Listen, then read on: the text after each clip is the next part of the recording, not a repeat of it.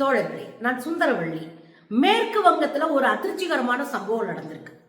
இந்த வாக்கு திருட்டை கண்டுபிடித்து விடக் கூடாதுன்னு ஆயிரக்கணக்கான வாக்குப்பதிவு எந்திரங்கள் எரிக்கப்பட்டிருக்கு பாஜகவால.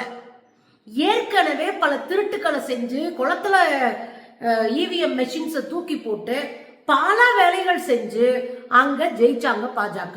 இப்போ மக்கள் போராட ஆரம்பிச்சிட்டாங்க. எங்க ஓட்டு எங்கே, நாங்க உங்களுக்கு ஓட்டு போடல, எங்க ஓட்டு எங்கேன்னு பல ஆதாரங்களோடு மக்கள் களத்துல வந்து போராட ஆரம்பிச்ச உடனே திடீர்னு வாக்குப்பதிவு எந்திரங்கள் எல்லாம் எரிக்கப்பட்டிருக்கிறது. என்ன நடக்குது தோழர்களே?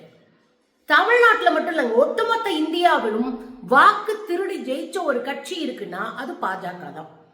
வாக்கு திருடுறது மட்டும் இல்ல, இந்தியாவினுடைய ஜனநாயகத்தை, அரசியல் சாசன சட்டத்தை, மக்களினுடைய வாக்குரிமை எல்லாத்தையும் காலி பண்ண ஒரு குரூப் இருக்குன்னா அது பாஜக. அவங்களுக்கு இந்தியாவில் இருக்கிற எல்லா அமைப்புகளும் அவங்களுடைய பி டீமா மாறிட்டாங்க. இன்னும் சொல்ல போனா விசாரணை அமைப்புகள் அவங்க காட்டுற இடத்துல போய் நிக்கிறாங்க, அவங்க நீட்டுற இடத்துல பாயிறாங்க. அது இடியா இருக்கட்டும், சிபிஐயா இருக்கட்டும், ஐடியா இருக்கட்டும், யாரா இருக்கட்டும்.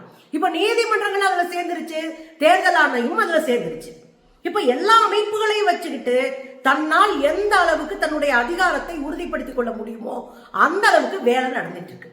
இதுல எதிர்கட்சிகள் கடுமையாக பாஜக, RSS, சங்க பரிவார் கும்பலுக்கு எதிராக நிற்கிற எதிர்கட்சிகளை காலி செய்வது அவர்களுடைய பிளான். அதனாலதான் இந்த பக்கம் கேரளாவுல பினராயி விஜயன் அவர்களையும், இங்க தமிழ்நாட்டுல தொடர் ஸ்டாலின் அவர்களையும், அங்க மம்தா பானர்ஜி அவர்களை மேற்கு வங்கத்திலையும் காலி பண்ணி விட்டு தோற்கடிச்சு உட்கார வச்சாங்க. SIR அவசர கதியில நடத்தினாங்க. வேக வேகமா 2-3 மாசத்துல அவ்வளவு மக்கள் தொகை கொண்ட மக்களை ஒண்ணு இல்லாம அந்தல சிந்தலை ஆக்கி தூக்கி எரிஞ்சாங்க. அடுத்து வந்து இடி ரைடு. இந்த மம்தா பானர்ஜி அவர்களுக்கு வியூகம் வகுத்து கொடுக்கிற கம்பெனி மீது ஒரு ரைடு நடக்குது தேர்தலை ஒட்டி. இந்த அம்மா உள்ள போது பல ஆவணங்களை எடுத்துட்டு வந்து என்ன சொன்னாங்கன்னா, எங்களுடைய வியூகங்களை கொள்ளையடிக்க பாக்குறாங்க, கேவலமா இல்லையா மிஸ்டர் அமித்ஷா அப்படின்னு போட்டாங்க. இது ஒரு பக்கம் நடந்துட்டு இருக்கும் போதே ஆயிரக்கணக்கான CRPF வீரர்கள் இறக்கப்பட்டாங்க, துணை ராணுவ படையினர் இறக்கப்பட்டாங்க.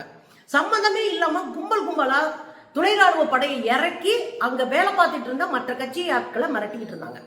இதெல்லாம் தாண்டி இன்னொரு வேலையும் பார்த்தாங்க. ஆயிரக்கணக்கில் எதிர்கட்சிகளை கைது பண்ணாங்க, பாஜக அல்லாத கட்சி தொண்டர்களை கைது பண்ணாங்க ஆயிரக்கணக்கில். தேர்தலுக்கு கொஞ்சம் முன்னாடி அங்க IAS கலெக்டர்ஸ் IPS முக்கியமான தேர்தல் அதிகாரி எல்லாத்தையும் மாத்தி விட்டாங்க. தேர்தலுக்கு முன்னாடி சுத்தமா தொடச்சிருந்த மாதிரி மாத்தினாங்க. இப்படி எல்லா உள்ளடி வேலையும் பார்த்து நீதிமன்றத்துக்கு போயும் நியாயம் கிடைக்கல. சமூகத்துல விசாரணை அமைப்புகள்லாம் கைய கட்டி சேவகம் பண்ணிக்கிட்டு இருக்கு பாஜகவுக்கு. சோ எந்த விஷயமும் இல்லாம அங்க போற போக்குல கடுமையான அடக்குமுறைக்கு தேர்தலுக்கு முன்னாடியே ஆளாயிட்டாங்க. அதுக்கப்புறம் நீங்க பாத்தீங்க அப்படின்னா ஆட்டோல இங்க இவிஎம் மெஷினை ஏத்திட்டு போறாங்க. நாமெல்லாம் வந்து ஒரு பாதுகாக்கப்பட்ட வண்டியில பாதுகாப்போடு 3 பாதுகாப்பு அடுக்குகளை கொண்ட இடத்துல கொண்டு போய் பாதுகாப்பா வைப்போம். அதுலயே உள்ளடி வேலை பார்ப்பானுங்க இவனுங்க. ஆனா இங்க ஆட்டோல ஏத்திட்டு போறாங்க பாருங்க.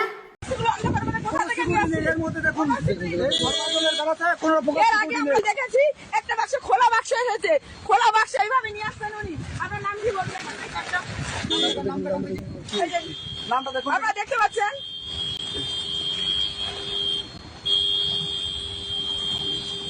ராமகிருஷ்ண கோஷ்.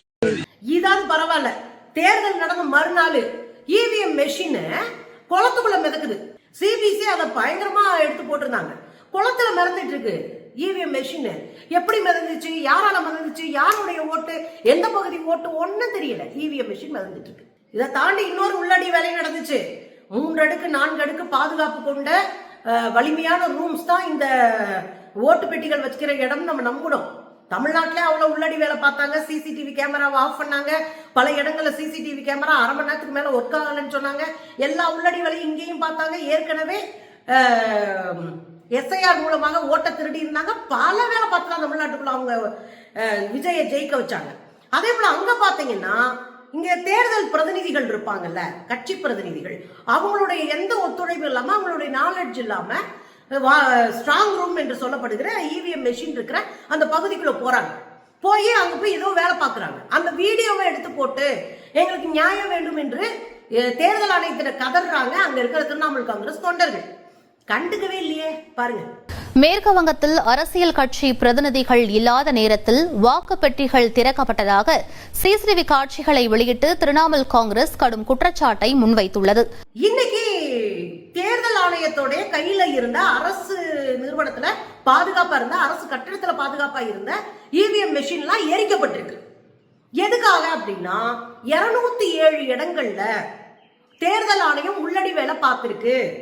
எங்களுக்கு நம்பிக்கை இல்லை, எங்களுக்கு ரீஎலெக்ஷன் வைங்க, இல்லைன்னா மீண்டும் ஓட்டை எண்ணுவோம் வாங்க அப்படின்னு பல விதமான போராட்டங்கள் பண்ண ஆரம்பிச்சிட்டாங்க. இவிஎம் மெஷினை தூக்கிட்டு நாம ஏன் சீட்டுல நம்ம குத்தக்கூடாது அப்படின்ற வகையில பல வேலைகள்ல போராட்டங்கள்ல மக்கள் இறங்க ஆரம்பிச்சிட்டாங்க. மக்கள் போராட்டம் வெடிச்சதோடு இன்னொரு முக்கியமான இடத்துல சிக்கிச்சு இந்த பாஜக. இந்த மேற்கு வங்கத்துல ரஜர்காட் நியூ டவுன் அப்படின்னு ஒரு இடம், அங்கே முஸ்லிம்ஸ் அதிகமா வாழ்றாங்க. 90% முஸ்லிம்கள் தான். அந்த பகுதியில 164வது பூத்துல ஓட்டுச்சாவடியில நீங்க 89% இஸ்லாமியர்கள் வாக்களிச்சதா காட்டுறாங்க. ஆனா அங்க நடந்தது பெரிய ஆச்சரியமான விஷயம். 656 ஓட்டு அங்க போடப்பட்டிருக்கு. ஆனா 637 ஓட்டு பாஜக விழுந்திருக்கு. எல்லாரும் முஸ்லிம்ஸ், பாஜகவால தொல்லைக்கு ஆளாக்கப்பட்டவங்க, வாக்குரிமை பறிக்கப்பட்டவங்க, வந்தேரிகள் என்று மக்கள்ல அவங்க மிங்கிள் ஆகாம அவங்களை பிரிவினைவாதத்தால தனிச்சு வச்சிருக்கிறாங்க. 637 ஓட்டு அவங்களுக்கே விழுந்துருச்சா பாஜகவுக்கு. அதுல கம்யூனிஸ்டுகளுக்கு 1 ஓட்டும், இங்க திரிணாமுல் காங்கிரஸ்க்கு 5 ஓட்டும் விழுந்துச்சான். நாங்க அது என்ன நடக்குதுங்க? இப்போ மக்கள் கேள்வி கேட்க ஆரம்பிச்சிட்டாங்க, வெளியே வர்றாங்க. கடுமையான போராட்டங்கள் நடக்கிறதுனால அதை ஒடுக்கிறதுக்கு தான் திரிணாமுல் காங்கிரஸ் தலைவர்களை அடிக்கிறது, இங்க மற்ற கட்சிக்காரர்களை அடிக்கிறது, வெளியே யார் நடந்தாலும் அடிக்கிறது, அங்க இருக்கிற தலைவர்கள் சிலையை உடைக்கிறது அப்படின்னு ஒரு அச்சுறுத்தக்கூடிய சூழலை மேற்கு வங்கத்துல உருவாக்கி வச்சிருந்தாங்க.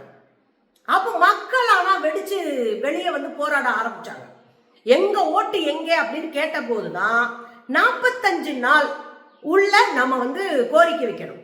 45 நாள் தான் அவங்க இந்த சிசிடிவி ஃபுட்டேஜஸ், கேமராவில் எடுத்த ஃபுட்டேஜ், இந்த இவிஎம் மெஷினுடைய ஃபுட்டேஜ் எல்லாமே கையில் வச்சிருப்பாங்க. 45 நாள் அதுக்குள்ள நீ கம்ப்ளைண்ட் பண்ணி கேட்டுக்க. அப்படியே நீ கம்ப்ளைண்ட் பண்ணாலும் நாங்க கண்டுக்க மாட்டோம். ஆனா நீ கேட்கறதுக்கும் உனக்கு ரைட்ஸ் இருக்கு. 45 நாளைக்குள்ள கேட்டுக்கலாம். 45 நாள் கழிச்சு அதை டிஸ்ட்ராக்ட் பண்ணிடுவோம், நாங்க எல்லாத்தையும் அழிச்சிருவோம், எல்லாத்தையும் ஒழிச்சிருவோம். இதுதான் தேர்தல் ஆணையம் வைக்கக்கூடிய வாதம். இப்ப 40 நாள் ஆகும் போது மக்கள் போராட்டம் நடக்குது. இந்த மெஷின் இருந்தா தானே நீ போலியை கண்டுபிடிப்ப, வாக்கு திருட்டை கண்டுபிடிப்ப, உண்மையை உடைச்சு கண்டுபிடிப்பீங்க. நாங்க எல்லாத்தையும் எரிச்சு விட்டோம்னா அப்படின்னு எரிச்சு விட்டுருக்கானுங்க அரசு கட்டடத்துல. அதுல எப்படி சங்கிய கொண்டைய மறைக்க மறந்துருக்காங்கன்னா, 2வது 3வது ஃப்ளோர் எரியுது. அது 8 அடுக்கு கட்டடம். 2வது ஃப்ளோர் எரியுது, 3வது ஃப்ளோர் எரியுது, 4வது ஃப்ளோர் எரியல, 5 எரியல, 6 எரியல, 7 எரியல, 9, 10 எரியுது. நீங்க இங்க தீ இருக்கு, எரியுது, மலமலன்னு பரவுது, அதனால மேல எரியுது அப்படின்னு நம்ம நம்பலாம். ஏன்னா அதுக்கு வாய்ப்பு இருக்கு. ஆனா இங்க வினோதமா எரிஞ்சிருக்கு. 2, 3 எரியுது, அதுக்கப்புறம் 9, 10 எரியுது. அரசு அலுவலகத்துல குறிப்பாக விவி பேடு அது இதுன்னு இவிஎம் மெஷின் இருக்கிற அந்த அறைகள் 4000க்கும் மேற்பட்ட மெஷின்கள் எரிக்கப்பட்டிருக்கு. மக்கள் இன்னைக்கு கடுமையா களத்துல போராடிட்டு இருக்கிறாங்க. ஒரே விஷயம் தாங்க, என் கையில அதிகாரம் இருக்கு, அந்த அதிகாரத்தை பயன்படுத்தி லூப் லைன்ல, அதாவது தப்பான வழிகள்ல எதை வேணாலும் நான் செய்வேன். அரசியல் சாசன சட்டத்திற்கு எதிராக நான் எதையும் செய்வேன், என்னை கேட்க ஆள் இல்லைன்ற இடத்துக்கு நிக்கிறாங்க பாஜக. அவர்கள் எல்லா அமைப்புகளையும் சிதைத்து அதனுடைய நேர்மை, அதனுடைய உண்மை, அதனுடைய ஜனநாயகத்தன்மை எல்லாத்தையும் காலி பண்ணிட்டு இன்னைக்கு அப்படியே ஒரு அரக்கன் மாதிரி நிக்கிறாங்க, பேரரக்கனா நிக்கிறாங்க. நீங்க இந்த பக்கம் அப்படியே வந்தீங்கன்னா தமிழ்நாட்டுக்குள்ள விஜயை ஜெயிக்க வைக்கிறது பாஜகவினுடைய முக்கியமான நோக்கம். ஏன்னா பாஜக நேரடியா இங்க வந்துட முடியாது. அப்படி வந்தாலும் மக்கள் நம்ப மாட்டாங்க, பெரிய கிளர்ச்சி நடக்கும். அப்ப விஜய் மாதிரியான ஒருத்தர் கூட்டிக்கணும்னா அவருக்கு அரசியல் தெரியாது, அவருக்கு எந்த சித்தாந்தம் தெரியாது, ஒரு மண்ணும் தெரியாது. அவர் வாட்டுக்கு வருவாரு, கோட்டை மாட்டுவாரு, உட்காருவாரு, டிஃபன் பாக்ஸ்ல சாப்பிடுவாரு, ஆடுவாரு, பிளாஸ்ட்னு அவருடைய ரசிகர்கள்லாம் போட்டுட்டு இருப்பாங்க. அப்ப இதெல்லாம் மைண்ட்ல வச்சுக்கிட்டு தான் பக்கா ஸ்கெட்ச் போட்டு தமிழ்நாட்டுக்குள்ள ஸ்டாலினை தூக்கணும் அப்படின்னு அவங்கள திட்டமிட்டு இவிஎம் மெஷின், அப்புறம் எஸ்ஐஆர் இதெல்லாம் சேர்த்து வச்சு தூக்குனாங்க. ஏன் ஸ்டாலின் அவர்கள் இருக்கக்கூடாது? ஏன் திமுக கூட்டணியை ஒட்டச்ச அந்தல சிந்தலையாக்கி அந்த பதவி ஆசையை காட்டி இங்கேயும் அங்கேயும் அலக்கழிச்சு கொண்டு போய் ஒரு வழியா பாஜகவுடைய சேர்றது இதெல்லாம் தாவேக்காவில் சேர்த்து விட்டுருக்கானுங்க அப்படின்னா திமுக மேல நமக்கு முரண்பாடுகள் இருந்தாலும் அவங்க செய்ய வேண்டியது இன்னும் வெகு தூரம் போய் செய்ய வேண்டிய தேவை இருந்தாலும் தமிழ்நாட்டு நம்பர் 1 இடத்துக்கு நகர்த்தினதுல ஸ்டாலின் அவர்களுக்கு முக்கியமான பங்கு இருக்கு. அதெல்லாம் தாண்டி கருத்தியலா தெளிவா நின்று அடிச்சாங்க. பாஜகவுக்கு எதிரான உரத்த குரலாக ஒட்டுமொத்த இந்தியாவையும் ஒருங்கிணைக்கிற வேலையை பார்த்தாங்க. இந்த சந்தர்ப்பத்தை கொடுக்க கூடாது என்பதற்காக தான் ஸ்டாலின் தோக்கணும் அப்படின்ற ஒரு முடிவுக்கு வந்து பக்கா ஸ்கெட்ச் போட்டு ஒண்ணுமே அறியாத விஜயை வச்சு இன்னைக்கு ஊடக வாயிலாக ஊதி பெருக்கி விஜய் பயங்கரமான தூய்மையானவராக, அவர்தான் மேய்ப்பராக, அவர்தான் அங்க வடக்க வந்து எப்படி 56 இன்ச் மோடி வந்து சௌக்கித்தாரோ அது போல தமிழ்நாட்டின் சௌக்கித்தார் இங்க நம்ம அண்ணன் விஜய் அப்படின்லாம் அடிச்சு விடுறாங்க. எனக்கு ஒரே கவலை தான், ஜனநாயகம் செத்துருச்சுன்னா நீங்களும் நாங்களும் உயிரை கொடுத்து போராடி செத்து அந்த ரத்தத்துல விடுதலையை வாங்கணும். அந்த இடத்துக்கு நீங்க போயிட்டு இருக்கீங்கன்றதையும் உணருங்க.